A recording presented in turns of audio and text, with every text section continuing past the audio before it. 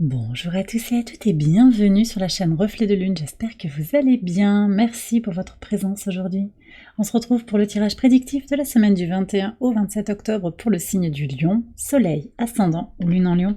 On va aller regarder l'énergie de votre semaine. Vous avez la mur noire qui nous parle de complétude. Alors vous n'êtes pas les seuls cette semaine à avoir eu cette carte, complétude, donc reconnexion de sa polarité masculine et de sa polarité féminine, un sentiment de bien-être, de joie, de sérénité, d'affirmation de soi aussi. Avec le signe du Verseau, on a quand même l'idée de s'exprimer dans sa liberté, de protéger son espace aussi des influences négatives, de positionner peut-être des limites saines aussi autour de soi. Alors vous allez avoir une lune dans votre signe en milieu de semaine avec un carré au soleil, un dernier quartier de lune dans votre signe qui invite à réaffirmer quelque chose, à incarner quelque chose de particulier, peut-être incarner un changement, une prise de position, face à des contraintes, des blocages. On va voir ce que nous dit l'oracle ici en lien avec, d'une part, cette lune en Lion, ce dernier quartier de lune en Lion, et aussi le transit du soleil en Scorpion. Alors, quel est le message ? Eh bien, vous avez la récolte, la fructification, en fait. C'est l'abondance, en fait, pour vous. Alors, c'est intéressant, complétude et abondance. Il y a un aboutissement là, il y a une notion de maturité, de complétude, de prise de conscience forte en fait, de son potentiel, quelque chose qui arrive à maturité. Alors, le transit du soleil en Scorpion aide à se comprendre de mieux en mieux. Ça peut être ça pour certains, il y a vraiment cette complétude qui apparaît par une analyse de soi, cette idée de s'explorer et de renaître à soi-même. Et puis aussi avec l'affirmation de soi, il y a quelque chose aussi que vous allez acter dans l'estime de soi-même, dans votre épanouissement personnel qui va être marquant pour vous cette semaine. Et puis sur toute la saison du Scorpion aussi, on est quand même sur le cœur de l'automne avec des transformations, une reconnexion à soi. L'automne est très porteur pour se libérer aussi, à l'image des arbres qui perdent leurs feuilles, de se libérer de ce qui nous empêche de jaillir, de nous épanouir, ce qui bloque peut-être les projets encore, et le positionnement clair vis-à-vis de soi-même, vis-à-vis de ce que l'on veut, ses aspirations, permet aussi d'attirer de façon magnétique ces énergies positives de construction, d'abondance. Alors on va regarder les messages au quotidien sur le lundi 21. 4 de coupe et l'étoile. Alors, vous avez peut-être démarré la semaine sur un temps de pause, un temps de réflexion, mais aussi un temps de stabilisation qui était là pour vous accompagner, pour vous guider, d'accord ? Il y a peut-être eu des synchronicités.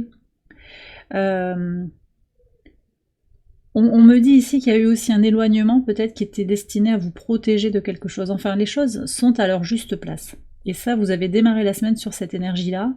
On va voir ce qu'on a sur le mardi 22. Alors, le 7 de coupe et l'anneau, on se pose des questions par rapport à un engagement, par rapport à une union. Alors, un partenariat peut être aussi une question dans un couple existant, ou peut-être un couple énergétique, il y a peut-être un duo comme ça, un partenariat. Ça peut être au travail aussi, en amitié, on se pose des questions, il y a quelque chose qui n'est pas clair. Et c'est vrai que le 4 de coupe avec le 7 de coupe, il y a quand même une énergie de... comment dire, quelque chose qui est invisible là, qui est très lié aux mondes éthérés. Donc on peut me parler de liens sacrés, il y a l'étoile aussi, il y a une rencontre peut-être qui s'est faite ou qui se fait là sur ce début de semaine de façon très fortuite, qui est puissante. Cette rencontre, elle est marquante pour votre vie. Mais elle met aussi dans les doutes, il y a plusieurs options. Peut-être il va falloir se positionner, choisir. Il y a des questionnements. Alors, sur ce moment du transit du soleil en Scorpion, il y a vraiment cette idée aussi de comprendre les choses profondément. Sur peut-être ce partenariat, qu'est-ce qu'il révèle ? Qu'est-ce qui vous fait peur dans ce partenariat ? Quelles sont vos craintes ? Est-ce qu'il y a des déclenchements peut-être de réactions mutuelles ? Avec quoi vous avez envie de vous engager ? Avec qui vous avez envie de vous engager et comment ? Voilà, ça peut être amical, romantique, au travail, dans la famille aussi. Il y a quand même des choses en lien avec les liens, quels qu'ils soient, aussi les liens de sang. On a sur cette journée une lune en Cancer qui vient au T² des nœuds lunaires, donc il y a aussi des prises de position claires pour se recentrer sur soi. Cette lune en Cancer, elle est en domicile, elle invite à se recentrer sur sa base, sur sa complétude, sur les fondations qui vous constituent pour jaillir. Et elle est au T², cette lune, du nœud nord et du nœud sud. Le nœud nord, c'est l'idée de se connecter à ses propres désirs, de les honorer, d'honorer ses besoins, son besoin d'indépendance, d'autonomie, d'affirmation de soi, et de se libérer de certaines relations peut-être, ou d'un rapport à l'autre, qui peut être toxique, qui peut être aussi animé par des traumas, et on en parlera peut-être, on va voir ce qui sort ici en particulier sur le vendredi, avec un sextile de la lune en lion, dans votre signe, à Lilith, en balance, qui invite aussi à se libérer des traumas relationnels, à tomber les masques, et être dans sa nature, dans sa vérité intérieure. Bon, ok. Je pense aussi que là, on me renvoie aussi à Pluton au carré du Soleil. Hein. Toute la semaine, on aura cette énergie. On aimerait pouvoir agir sur l'autre, imposer sa vérité, imposer sa volonté, mais on sait aussi que c'est pas la bonne option. Et ce 7, c'est aussi la marque d'un besoin de changement, mais peut-être qu'il tarde à venir, où il y a plusieurs possibilités, on n'a pas de visibilité sur l'avenir, et là il y a quand même quelque chose aussi de se concentrer sur son intériorité, d'accepter de lâcher prise sur ce que l'on ne sait pas, que l'on ne maîtrise pas. Sur le mercredi 23, 9 de bâton et le bouquet. Ok, très très fort ici. Bon alors, le 9 de bâton pour moi ici parle de se battre pour quelque chose, de se protéger, d'avoir compris aussi certaines difficultés. Vous vous battez pour votre confort, pour votre bien-être, là, votre épanouissement personnel. Vous avez besoin de vous sentir aligné avec vous-même, dans votre plénitude, et de pas rentrer dans des conflits. Alors on me donne, bon, elle n'est pas très sympa cette expression, mais de bas étage. C'est pas que vous seriez supérieur aux autres, mais vous n'avez pas envie d'aller sur des choses, des enfantillages, des discussions stériles, à qui va avoir raison. Vous avez envie de choses constructives, donc vous avez envie de vous connecter à des personnes qui ont une vision constructive de la vie.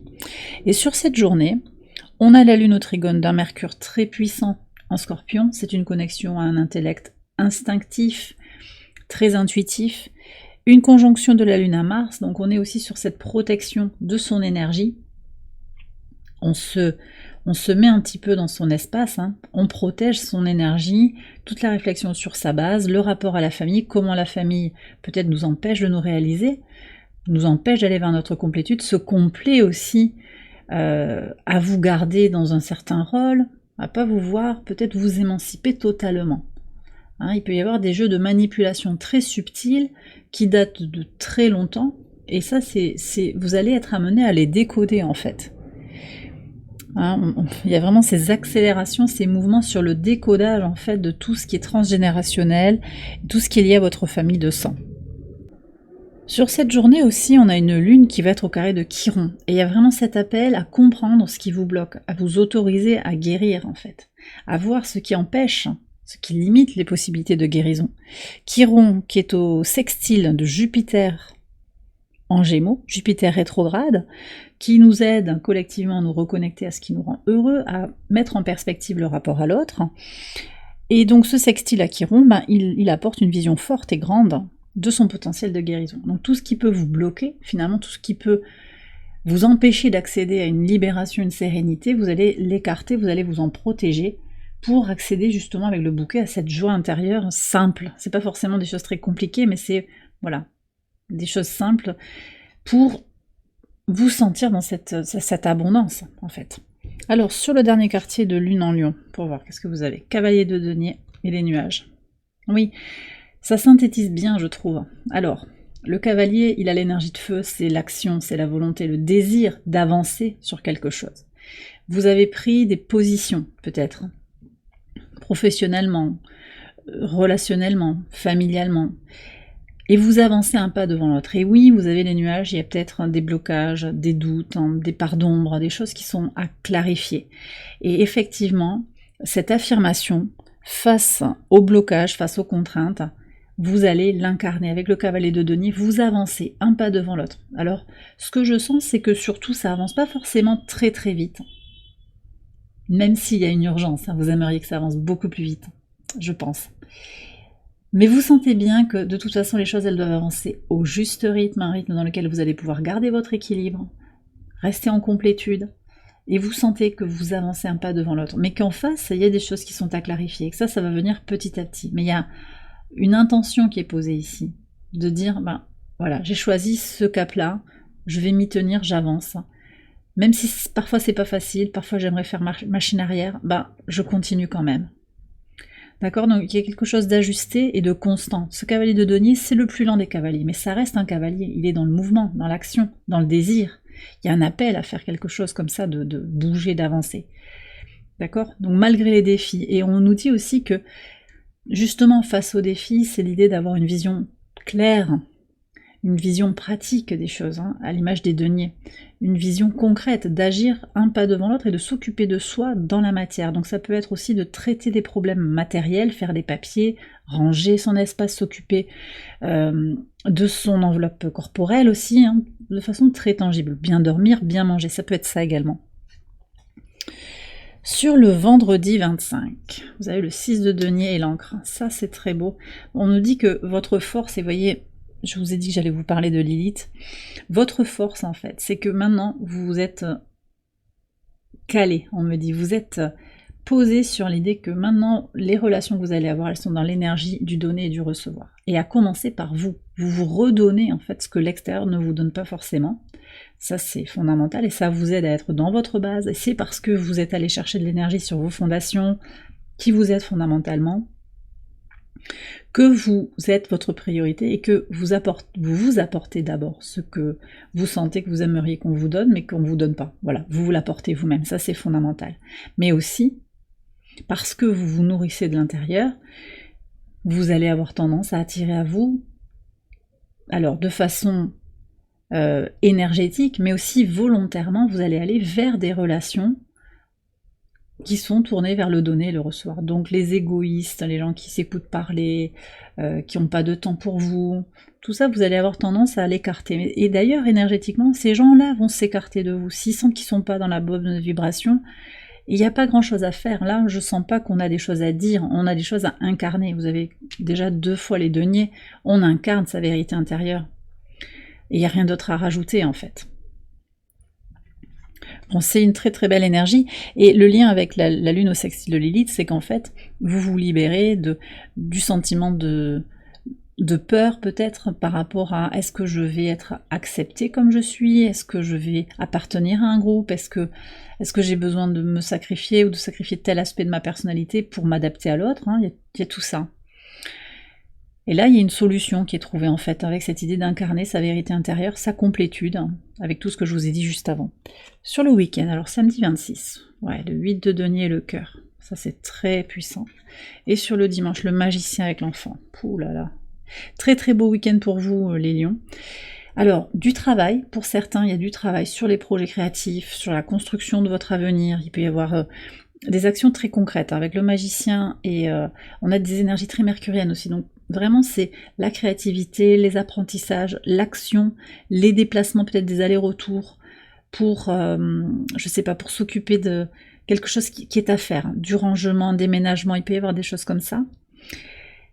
C'est très porteur, hein, sur le week-end, il y a une belle énergie qui est tournée vers le faire et le penser, le communiquer positivement.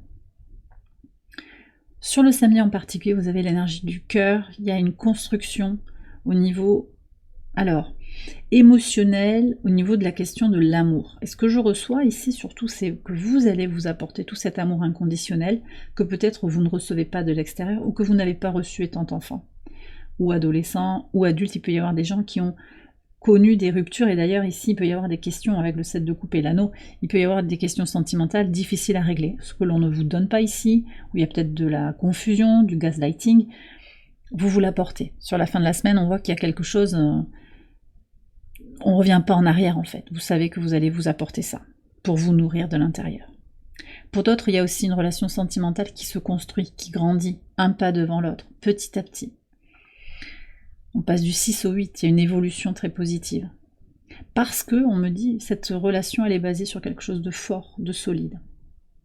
Sur le dimanche, on est, avec un arcane majeur, hein, le magicien, sur un potentiel de construction, reconnexion à son enfant intérieur, reconstruction de son enfant aussi, ça veut dire libération des blessures de l'enfant intérieur, guérison, compréhension, et puis quelque chose qui est lié aussi au jeu, à la joie, à la légèreté. Donc il y a de l'action, peut-être des déplacements liés à des plaisirs simples, d'accord? Se reconnecter avec ses enfants, son enfant, ses petits-enfants, son enfant intérieur aussi, sa créativité, sa liberté.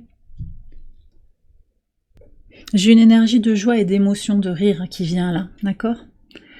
Donc un beau week-end pour vous, avec peut-être une reconnexion familiale aussi, avec une histoire d'amour, d'enfant, voilà, un partage comme ça, avec beaucoup d'échanges. Alors le message, wow, le message de l'oracle ad infinitum, ça peut être un mantra pour votre semaine, ça peut aussi être une affirmation qui éclaire votre situation actuelle. Vous avez le chakra de la gorge. Donc on a bien des énergies mercuriennes qui viennent s'exprimer ici. Ma communication est une danse harmonieuse entre parler et écouter. Oui, donc vous êtes vraiment dans cette vibration et on vous invite à vous reconnecter à ce 6 de denier. Et parler et écouter. Savoir écouter l'autre, écouter ses besoins, ses attentes, mais aussi vous exprimer. Et c'est aussi cette façon de communiquer une forme de complétude, c'est-à-dire que vous n'avez pas besoin absolument d'être entendu, vous pouvez écouter, vous écouter aussi, vous pouvez vous exprimer, vous parler à vous-même, et vous êtes suffisamment disponible pour écouter l'autre sans tomber dans le sacrifice. Vous voyez, il y a vraiment cette nuance, cette délicatesse en fait. Et puis aussi, on parle quand même de, je parle de délicatesse, il y a des communications un petit peu intuitives. On a la lune ici avec l'image des chevaux qui n'ont pas besoin de beaucoup, ils n'ont pas besoin de mots pour communiquer entre eux.